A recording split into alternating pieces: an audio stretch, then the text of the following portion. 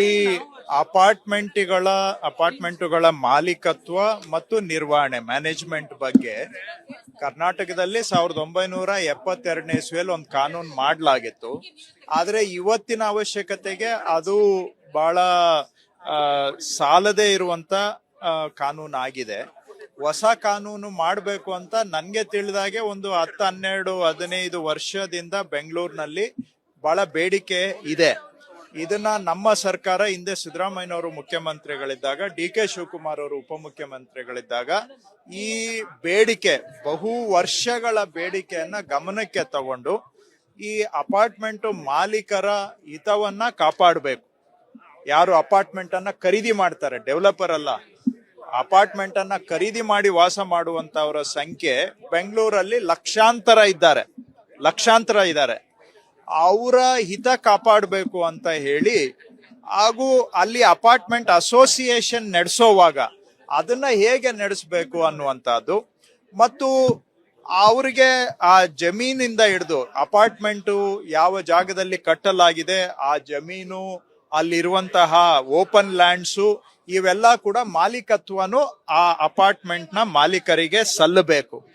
ಈ ಎಲ್ಲ ವಿಷಯಗಳನ್ನ ಆಧಾರವಾಗಿಟ್ಕೊಂಡು ಹೊಸ ಕಾನೂನಿನ ಬೇಡಿಕೆ ಏನು ಬಹಳ ವರ್ಷದಿಂದ ಇತ್ತು, ಅದನ್ನ ನಮ್ಮ ಸರ್ಕಾರ ಶಿವಕುಮಾರ್ ಅವರ ನೇತೃತ್ವದಲ್ಲಿ ಹೊಸ ಒಂದು ಡ್ರಾಫ್ಟ್ ಕಾನೂನನ್ನ ಮಾಡಿ, ಇವತ್ತು ಆ ಡ್ರಾಫ್ಟ್ ಕಾನೂನನ್ನ ಜನಗಳಿಗೆ, ಅಪಾರ್ಟ್ಮೆಂಟ್ ಮಾಲೀಕರಿಗೂ ಕೂಡ ಪರಿಚಯ ಮಾಡಿಕೊಟ್ಟಿದ್ದೇವೆ.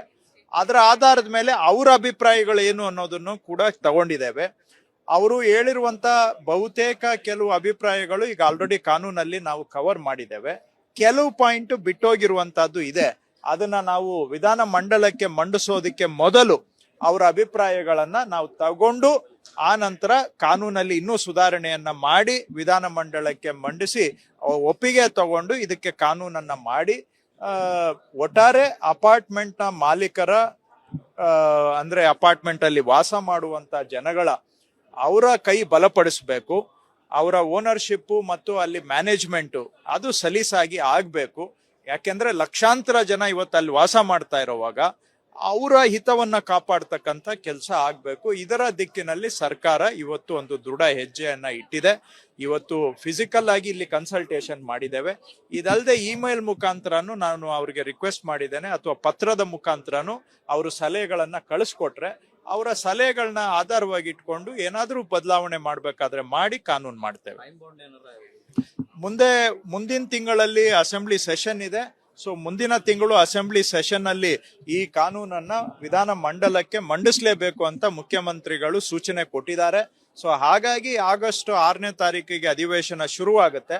ಅಷ್ಟರೊಳಗಡೆ ಈ ಎಲ್ಲಾ ಪ್ರಕ್ರಿಯೆಯನ್ನ ಮುಗಿಸಿ ವಿಧಾನ ಮಂಡಲದಲ್ಲಿ ನಾವು ಮಂಡನೆ ಮಾಡ್ತೇವೆ. ಕ್ಯಾಬಿನೆಟ್ ತಗೊಂಡ್ ಬಂದು ಆಮೇಲೆ ವಿಧಾನ ಮಂಡಲ